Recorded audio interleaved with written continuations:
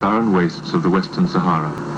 They face an enemy 10 times their number, equipped with tanks, armored cars, and jet fighters. Professional soldiers would say that they have undertaken the impossible. But they are inflicting heavy casualties on the armies of Morocco and Mauritania and appear to be winning the war.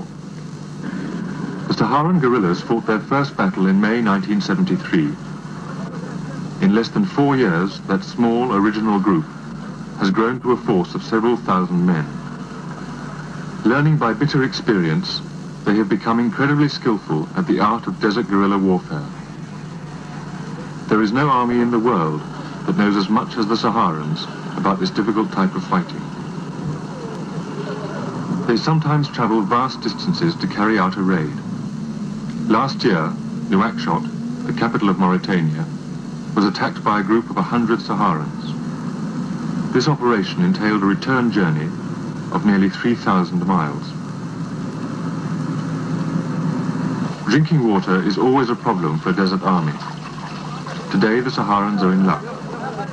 It rained in the night, so they've driven 20 miles to this place, where they knew the water would have collected in small pools.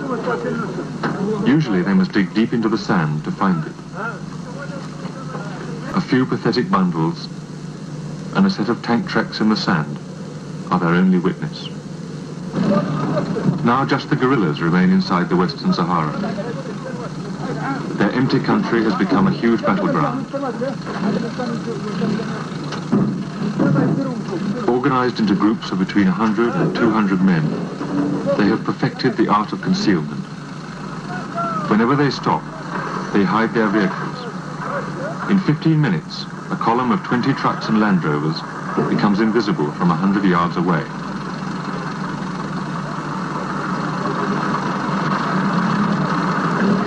Their lives are hard. Food is unleavened bread baked in the sand, with an occasional piece of dried camel meat. Drink is brackish muddy water and 3 small glasses of tea a day. Tobacco is their only luxury, and even that is in short supply. Some of these men have lived like this for 4 years. The guerrillas have now carried the war into Morocco itself. Several Saharan units live permanently in southern Morocco, raiding camps and ambushing convoys at every opportunity. This is an attack on a garrison near the small Moroccan town of Bouarat. It is the second in 4 days. They are using 3 Chinese anti-tank guns, supplied by Libya. At this range, some 2.5 miles, and against well-made positions, their small anti-tank shells will have little effect. The operation is simply a reminder that it is the Saharans and not the Moroccans who have freedom of movement in the desert.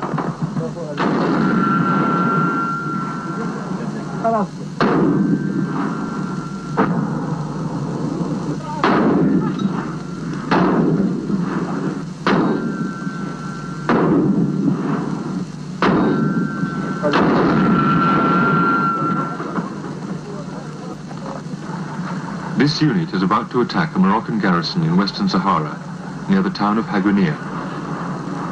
The final preparations are rapid and orderly, even relaxed.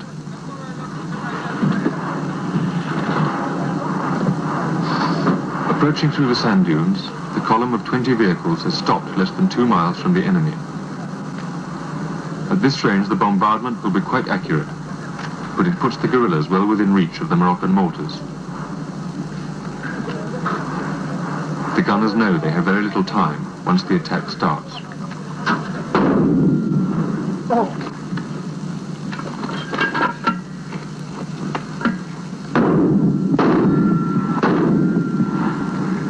They leave as the second salvo of mortar bombs crashes in behind their positions.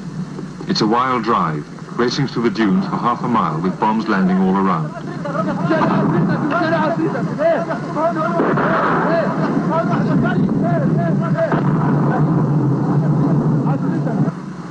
Out of range, they stop to reorganize.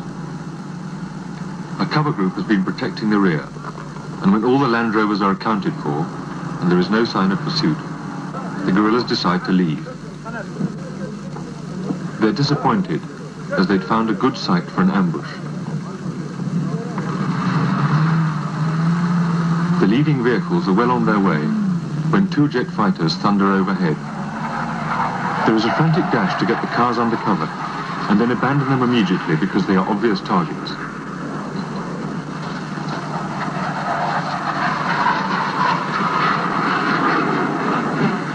Everyone waits, hoping the pilots haven't seen the column. No such luck. As the first rocket lands, all hell breaks loose.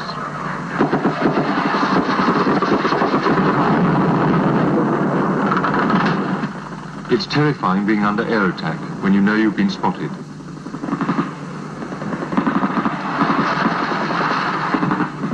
And then, incredibly, one of the planes is hit.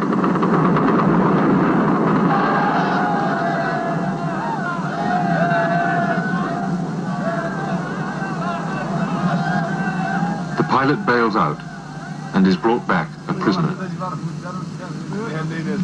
After the noise and fear of the fighting, everyone is slightly embarrassed by the new arrival. He seems like a creature from another planet.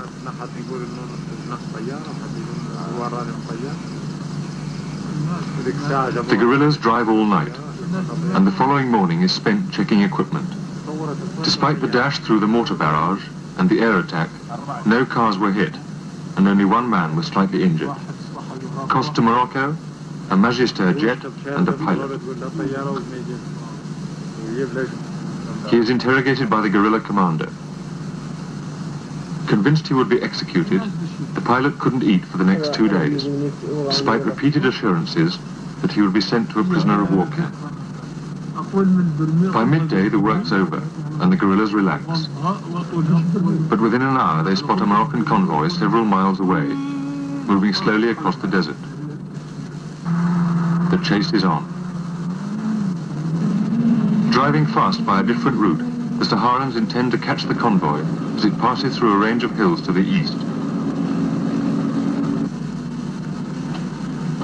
It works exactly as planned.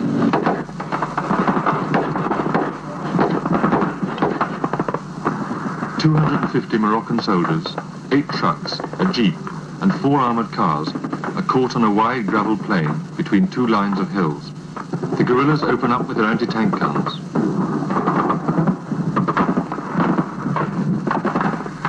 The fire is returned by the armored cars. But the Moroccans are pinned down.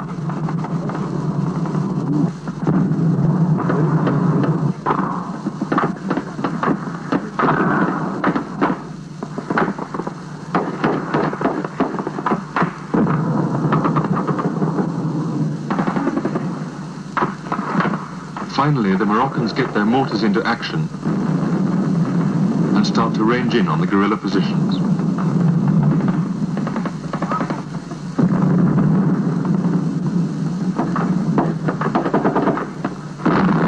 Some of the bombs land uncomfortably close.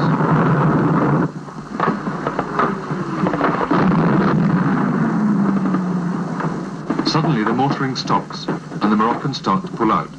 But for some reason, they leave behind 3 trucks and 35 men. A handful of guerrillas move off their hilltop positions, intent on capturing the trucks. They get to within 100 yards of the Moroccans before they're seen. Under intense fire, 12 guerrillas move into the attack. As they advance, the 25 Moroccan defenders abandon the trucks and retreat into a gully. The guerrillas close in until they are shooting it out at a range of 15 yards. A guerrilla races through the storm of fire, leaps into one of the Moroccan trucks and drives it out.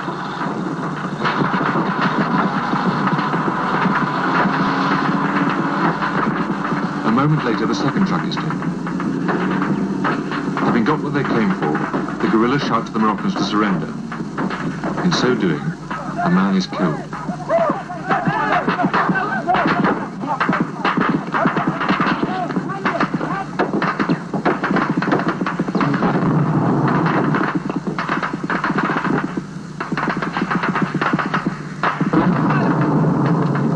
Ammunition exhausted, the first group pulls out. A second wave prepares to go in. Then a third. The battle lasts well into the night. 32 Moroccans are killed, 3 are taken prisoner. Like the pilot, they expect to be shot, but they too will be sent to a prisoner of war camp. The Saharans claim to have taken about 200 Moroccan and Mauritanian prisoners in the last 12 months. The captured trucks are unloaded. It turns out that 2 of them are full of ammunition. Despite help from outside, the guerrillas depend heavily on vehicles, weapons and ammunition taken from the enemy. This haul is regarded as good, but not exceptional. There is a .50 heavy machine gun and 4,000 rounds of ammunition, 2 tons of mortar bombs and 120mm heavy mortar to match, 2 VHF radios, and enough cooking oil to last the unit several months. They also found 30 rifles on the battlefield. All this at the cost to the guerrillas of 1 man killed. By contrast, Moroccan losses are high. Perhaps 30 vehicles a month, 50 men a week. It is doubtful if Morocco can sustain these sort of casualties for very long. Unless there is some drastic change in the local balance of power, the Moroccans are going to lose this war, and the Saharans will soon gain their independence. If that happens, the repercussions may be felt far beyond these empty desert wastes.